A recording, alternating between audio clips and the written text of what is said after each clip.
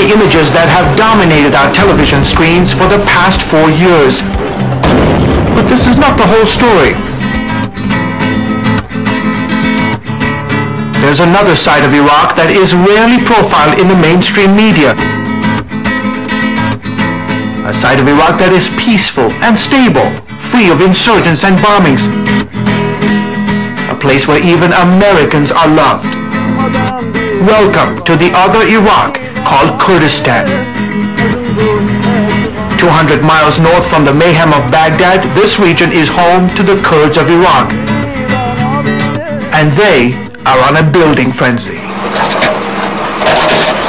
Everywhere you look, there are luxury hotels going up, new shopping malls, amusement parks, sport complexes, highways, schools, hospitals, parks.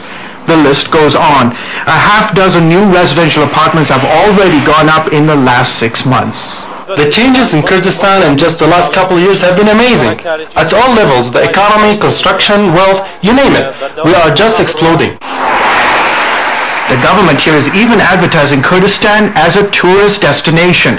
There are 2 international airports with daily flights to Europe and the Middle East. This made the access to Kurdistan more easier and more attractive.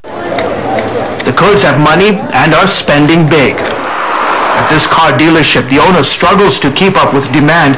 His hottest selling cars on the lot, the Chevy Tahoe and the Hummer. Now that we have the spare parts to these and other foreign cars, people are buying more of them and they are paying cash up front. In Erbil, the largest city and the capital of the Kurdistan region, a massive apartment complex called Dream City is being built. When it's done, the homes here will be selling for over $1 million. Kurdistan is really secure, and just don't pay attention to the TV propaganda or what's being raised in the media that Iraq is really dangerous. For Kurdistan is entirely different from the other parts of Iraq. So different that the folks here like to think of themselves as a separate country. And in many ways they are. They have their own president, their own army, even their own flag. And when you arrive at the airport, you even get your passport stamped with a Kurdish visa. Above all, they are Kurds, and proud of it. Dunya Abubakar is an aspiring actress. I want to represent the Kurds with honor. The world needs to know that something good can come from this part of the world, despite all the bad news you hear. But just how safe is it here in Kurdistan? Well, as someone who has done more than half a dozen assignments in Baghdad, walking down the street like this would be extremely dangerous in any other part of Iraq. Today, the marketplaces are filled with people enjoying a level of security not seen in the rest of Iraq.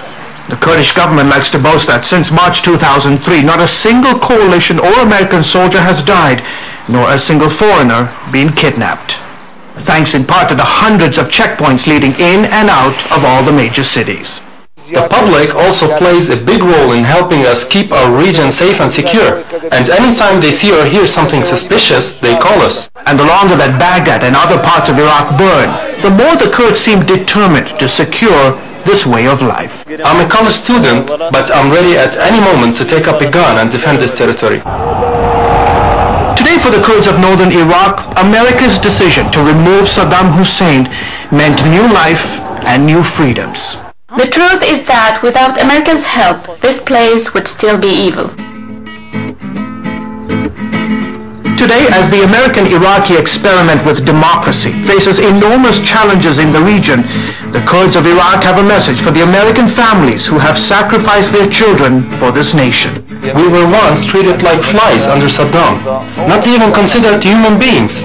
Today, the blood shed by your children is a blessed blood. They have saved a nation and a people. Please never forget this.